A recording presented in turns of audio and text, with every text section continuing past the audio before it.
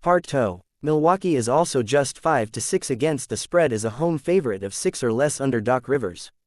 The team is also 4-7 ATS when playing the second leg of a back-to-back under him. Miles Turner has failed to reach 24 combined points and rebounds in each of his last 4 games, but I'm still playing the over on his total of 23.5 tonight. The reason for that is that Brooklyn is 30th in the league in rebound rate this season. This team really doesn't do much on the boards, and the team is also 27th in offensive rebound rate. That said, Turner should be able to clean up misses without having to battle too hard. And on the other end of the floor, Turner should be able to knock down some threes. Opponents are shooting 37.1% from deep against the Nets this year, and that's the 6th worst mark in the league. So, Turner should get some good looks against a scrambling Brooklyn defense, especially with the way Tyrese Haliburton is shooting lately. The Nets will have to pay close attention to the All-Star guard, meaning Turner should feast in pick-and-pop situation. Zachary Cohen runs through his NBA best bets and player props, featuring picks for an exciting slate on underway. Make sure you check out the fantastic work of Jonathan Von Tobel, who will be writing NBA deep dive features for us twice per week this year. And try to listen to a numbers game every morning, as Kelly Bidlon often dishes out his favorite NBA picks. But I'll be giving out NBA best bets and player props here as often as possible, and I'll also occasionally write up features on big news that shakes up the league. So, make sure you check out my work throughout the season.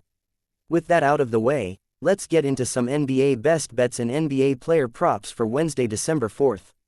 Also, make sure you check out the picks page, linked right below, before games tip off. I occasionally add picks throughout the day. Check out our Pro Picks page for everything our experts have. The Bucks earned a 128-107 win over the Pistons last night. While that game was a blowout, Milwaukee didn't let up because of the NBA Cup implications. Damian Lillard and Brook Lopez both played at least 32 minutes, and Giannis Antetokounmpo went all out in his 28 minutes.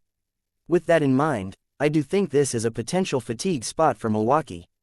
But at the very least, it's a bit of a letdown spot. Last night's game was extremely important to the players, but this one is just another regular season game. Meanwhile, Atlanta comes in riding a 4-game winning streak, and the team had a day off yesterday. The Hawks should be locked in here. Atlanta is also an interesting matchup for Milwaukee. While there's no such thing as shutting down Antetokounmpo, it helps to have wings like Jalen Johnson, Zachary Rissaker and DeAndre Hunter on him. He could go off in this game. He's a threat to do it every night. But Atlanta at least has players that will make him work, plus Clint Capella and Onyeka Okongwu to meet him at the rim. The Hawks will also put Dyson Daniels on a red-hot Lillard. Daniels' size and activity should make things tougher on Lillard.